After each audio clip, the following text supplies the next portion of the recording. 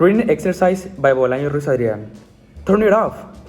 Something historic happened at the New York Philharmonic on the evening of January 2012, about an hour into Mahler's Ninth Symphony. During the beautiful fourth movement, an audience member's cell phone loudly rang and rang again. It was the kind of marimba riff we've all heard on the street from a stranger's phone. From my seat, I could see the horrified discomfort of the other audience members from their body language. We all wondered whether the conductor, Alan Gilbert, would react, and how. Suddenly, there was silence. The orchestra had stopped playing. Mr. Gilbert had halted the performance. He turned to the man who was seated in the front row and said, "Are you going to turn it off? Will you do that?"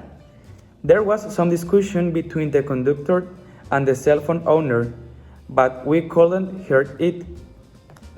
In the Abbey Fisher Hall, many members of the audience stood and demanded that the man leave the hall. They were so furious that I could have imagined them dragging him from his seat onto the stage, trying to a stake, and setting him alight. When the power off button on the man's phone had finally been located and put to the use, Mr. Gilbert turned to the audience.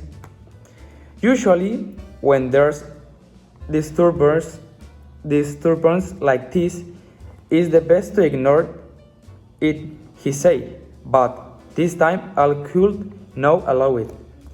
The audience applauded as if Mahler himself, the orchestra conductor from 1909 to 1911, had suddenly been rescued on stage. Mr. Gilbert neither smiled nor acknowledged the cheers. Instead, he turned to the orchestra, interesting the players to resume several bars back from the point at which he had stopped the performance.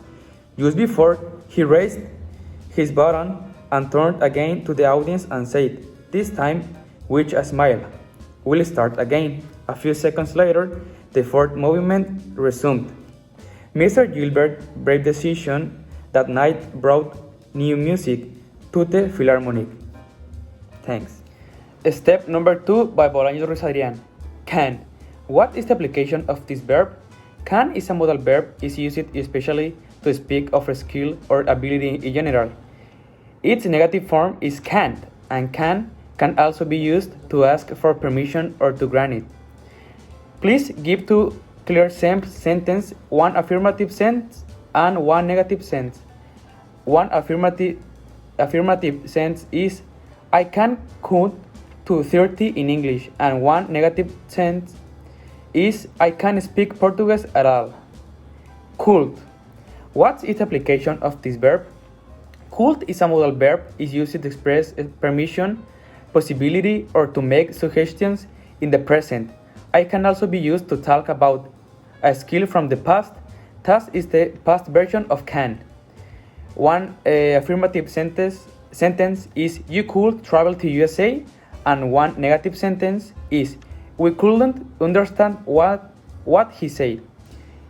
Be able to. What is the application of this verb?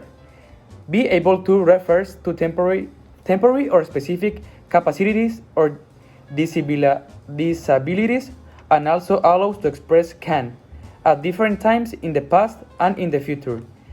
One affirmative sentence is, I will be able to cook delicious pizzas, and one negative sentence is, he's not able to swim. Have to. What is the application of this verb? Have to is used to talk about an obligation that comes from outside. It is not something he wants to do or something we feel we should do, but something we have to do. One affirmative sentence, for example, is, I have to get up early tomorrow, and one negative sentence is, She doesn't have to get up early. Must. What is the application of this verb? Must is an auxiliary verb that is used accompanied by an infinitive verb to express obligation or prohibition. It is used after any personal pronoun when we want to talk about obligations, duties, advice, or needs. One affirmative sentence in must is you must respect older people, and one negative sentence is students must smoke at school. Should. What is the application of this verb? Should is used to recommend doing something to state if we think something is at a should be or not. One affirmative sentence is you should get some more sleep. And finally, one negative sentence is you shouldn't worry so much about what people think. Thank you.